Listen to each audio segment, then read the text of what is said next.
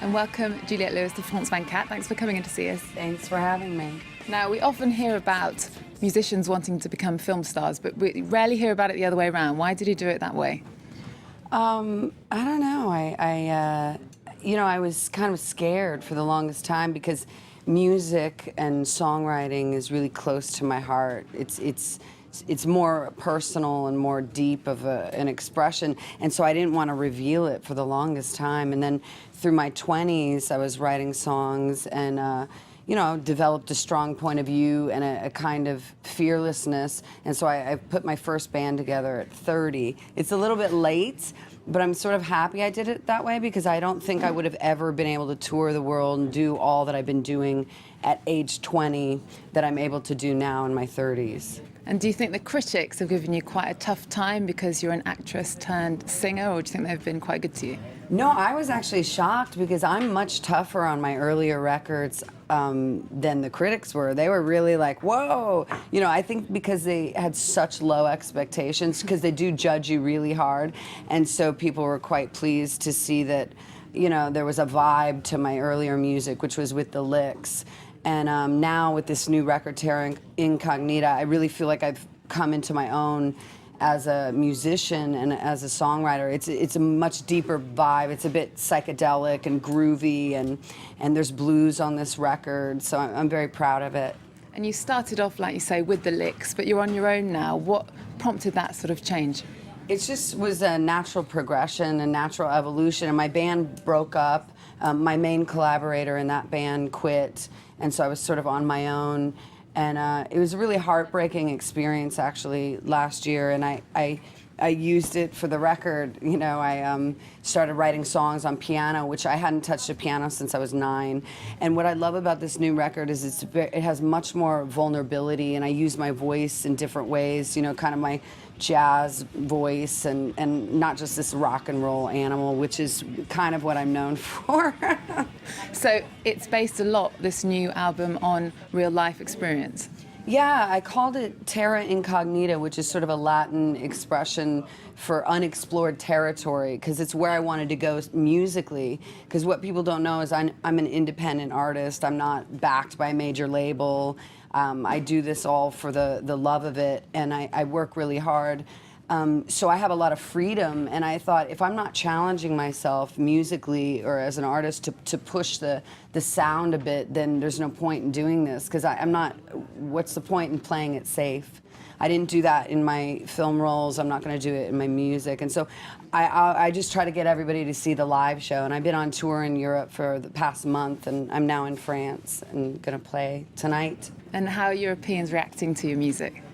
They're wonderful, man. I mean, I've toured now for the last 5 years, and anytime you do something new, like with this new sound, I have a new band, it's like this whole new groove. You never know who's going to show up, and I always expect maybe 40 people will come. So when I see a couple thousand, I'm just knocked out every time, and I really have this love affair with the audiences that come to my shows, because it's them who give me a future.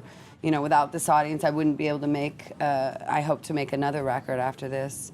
And music's always been a big thing for you, even when you weren't a musician, when you were making films. I was reading an interview, and you used to listen to certain songs before you played certain characters for inspiration. Yeah, some actors do this, but because music's visceral, you can put something on and instantly feel really excited, or you can feel sort of melancholy, and it's a really easy way to access emotions.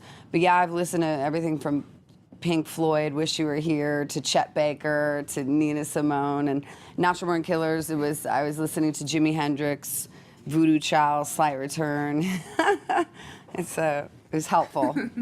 Okay, and until this year, you haven't made a film for 5 years. Yes.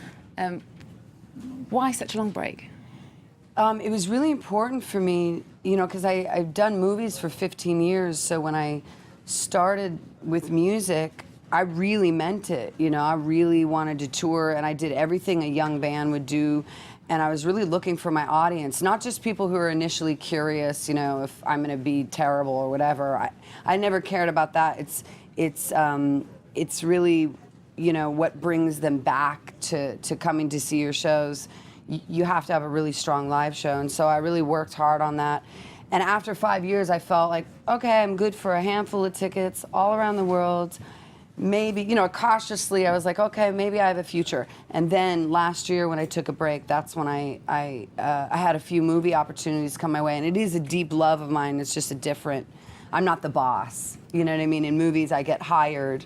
So I'm not in total control of what I could do in a movie. But do you think music has got your soul now, more than films, more than movies? Oh yeah, but whatever I'm doing at the time, I'm gonna give 110%. But yeah, music is deeply personal.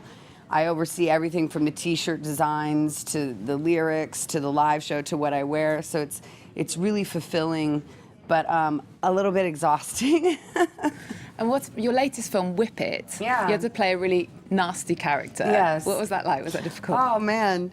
I was really mean. I was really mean. But it's such a fun film. It's a coming-of-age story. It stars Ellen Page, and she looks up to me as this roller derby legend. So we all trained really hard together. It was a very special experience. Drew Barrymore directed for her first time, and all the women involved in the movie, we just really put our heart into it. But yeah, I play a classic bully, and believe it or not, that's not... doesn't come easy to me. So, but I had these wonderful skaters who I could ask questions to, you know, like, would you really be this cruel? And they're like, yeah, pretty much. You know, it's real camaraderie. I likened it to boxers and how they try to rile each other up or whatever. And just quickly, can we expect another film from you soon, or is it more likely to be another album? No, I did about 4 films in a row, and they'll all be coming out next year. I did a movie with Jennifer Aniston and Jason Bateman called The Baster, a big, funny, good comedy. And then a really intense movie with Mark Ruffalo, who's one of my favorite actors for the last decade. So that was a real thrill for me. And that's called Sympathy for Delicious with Orlando Bloom as well. That'll be out next year. So I'm looking forward to balancing both and finding love and all that good stuff. Okay. All right, Juliette Lewis, thanks very much for coming in and speaking to us on France 24. That's your lot for today's Culture. I'll see you again tomorrow.